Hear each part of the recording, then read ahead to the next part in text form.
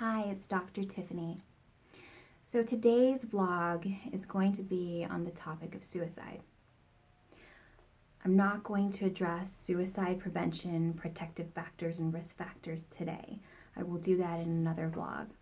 But today I'm going to talk more about the emotional impact of suicide, what it's like to get to a place where you may contemplate ending your life, and I'm going to answer questions about whether or not is it normal thinking about death, and what is normal, and in what context is it normal. But we're going to start first with the idea that human beings are the only creatures on this planet capable of ending their life by suicide. No other animal contemplates what it's like to die. No animal rationalizes and outweighs pros and cons of whether it's worthy to live or not. But we do. We have so much higher functioning with our frontal lobes and our cerebral cortex that we go through these thought processes. Now, we have free will, and that is a blessing and a curse of itself in many ways, and that's just a completely and entirely other blog for another day. But we have the ability to sit there and weigh the pros and cons of our lives to decide whether it's worthy to continue or not. No other animal can do that. Many people think that sometimes certain whales will beach themselves and that is suicide. But I assure you that animal did not write a pros and cons list as to why it's better off where it's at now, deceased versus alive. And if an animal does do that, it's definitely for biological purposes. To contemplate our own death, I don't think any other animal can really truly do that. Now, there's no real science to back it up, but think about it. I don't know if it's possible. Ending our life is something that is so incongruent with our survival instinct. So people who do end their lives by suicide really got to a place where they felt there was no out. And they got to a place where they could desensitize themselves to the idea of their death. Desensitize themselves to the plan and the method and the intent that they have because they're in so much pain. We're not programmed to end our own lives. So that takes a lot of overriding to do. So I tend to break down suicide in two ways. And it's something that I've seen throughout my career. Thankfully, I haven't seen so much suicide throughout my career, but from what I hear about people when they get into certain circumstances. And of course, people do end their lives by suicide, and I do learn about that, and we investigate reasons as to why. Broken it down into two areas in my mind. The first is there are individuals who end their life by suicide because it's very impulsive. Something negative contextually is going on in their life. And when I say negative, it could be a divorce, it could be the death of a loved one, something that they're battling, whether it's finances. And all of a sudden, they have a catalyst in their life like alcohol that just makes it so much easier to end their life. Sometimes in the moment, we're so flooded with emotions that we don't stop and think rationally. There's no time for that. And so death by suicide can be something that is very, very impulsive, something that no one expects.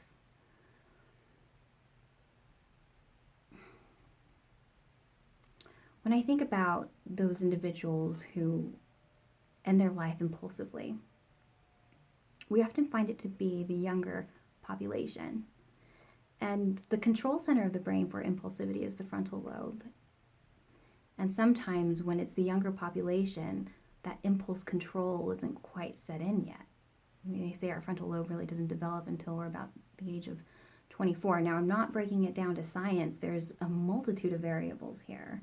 You know, we don't live lives in a petri dish where we can control variables that happen. We can't. There's a myriad of them. Some factors that make it easier for other people is knowing somebody who's ended their life by suicide. And then I think of it in the other realm too. So first one was kind of context of situation and impulsivity. But then the other side of it, I think about a population who has been chronically suffering or experiencing depression in their life for a very, very long time. And they haven't seen improvement in their depression. Whether the depression has to do usually from a biological perspective. And when I think biological perspective, I'm also obviously thinking kind of about the neurotransmitters of the brain, that we're suffering from a chronic biological depression. And that biological depression doesn't only impact us in that way, but it impacts context too. So everything is so intertwined. Oftentimes, the individuals who have chronic depression, and this is oftentimes, and I'm not saying that it's a one-size-fits-all, because clearly life is so gray, such a gray area that it's not, but those individuals who end up ending their life and have had and battled chronic depression for a very long time have just felt like it's exhausting for them and they can't do it any longer. So much so that they've almost, created a plan that they've had for a very long period of time, finally have decided that it's just too much and it's too heavy, this weight, and they can't bear it anymore. So they end their life.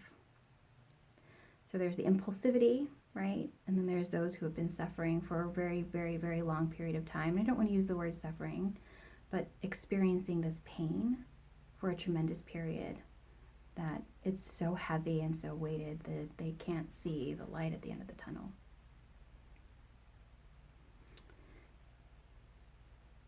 I don't judge anybody who decides to take their life. It's not for me to judge. And it's not for me to say it's selfish, and it's not for me to say anything. What it is for me is to have empathy and to have love for those people who have ended their lives by suicide. To get to a point in your life where you feel the world is literally better off without you, that's a really dark place to go and to be, because you think that your life insurance for your family is so much better than your actual existence. We're so quick to judge people when they end their life by suicide. Oh, how selfish, they weren't thinking of anybody. And maybe they weren't. Likelihood is they were. And they really just thought that life was better without them. We don't know what it's like to be at that point, obviously, because we're alive, right? We don't know. So who are we to judge when we don't know?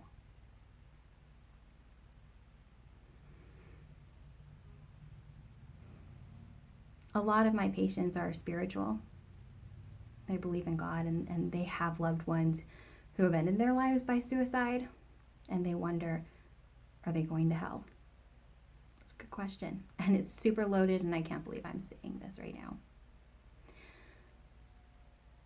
But I had to do my research to give them the answer to the best of my ability, right? I prayed for a good intention. And I did my research, thumbed through the Bible, looked online. And I came to find out that there were many stories in the Bible, the Quran, the Torah, of very promising people who have ended their life by suicide because it was just too much. Never in those stories did God ever condemn those individuals. In fact, God says no sin but one is unforgivable. And that sin is blasphemy, if you want to know. But God also says in the Bible, in the Quran, and the Torah, that nothing can come between us. Not life, not death, not any depth between us, not darkness, not light. Nothing can come between us. So that's what I give to my patients who are believers, who worry about that. Many believers think too that if I end my life by suicide, or if somebody I love did this, and they didn't have the opportunity to ask for forgiveness, are they condemned? Well, how many times do people die and we don't ask for forgiveness for the sins that we've committed? God knows our intentions. God knows our soul. So that's what I tell those people. And I don't apologize if I offend anybody talking about this, but this is something that comes up chronically in a lot of my sessions. And, in my own curious mind as well, right? So, the last part for today, and I think this is going to be the longest vlog, is it normal to think about death and suicide? Yeah, it's absolutely normal to think about death. Sure, as a teenager I thought, what would they do without me? How would they react without me? You go through that adolescent mind phase. But then also too, when you hear about a friend who ends their life by suicide, you think about what it would be like to get there yourself. And you think about how you do it and how it would feel or what it would seem like and how you could ever muster the ability to go that far. Yeah, it's normal. Those are things we think about. Thinking about death and our own death is very real. It's an existential thing, the meaning of existence. Part of existence is death, right? So it is normal. I don't want you to stress out if you've, thought about your own death or, thought about, thinking about suicide. It's not unnatural. It's completely normal. But what is a concern, however, is when we have a plan and intent, like an actual plan and intent, right? We're starting to prepare ourselves, we're psyching ourselves out, we're visualizing it, we're really seeing this as part of our future, we're getting motivation from other life circumstances or events or from other people who have ended their life by suicide. That's when it's a concern. Okay? So what I'm going to do, I want to make sure that I have the suicide prevention hotline and everything down at the bottom of this vlog. So look there in the comment section. You'll have all the information you need, the contact information you need, if you ever find yourself in that place. But understand, thinking about death, that's just a part of human existence. How can we not think about our death, or anybody else's death for that matter? So when it comes to that, don't make a molehill into a mountain. Today was a touching subject. I feel like I welled up too talking about it emotionally, because I can only imagine the pain some people go through. But if you have questions, comments, or concerns, please leave them below, and I pray you find your peace.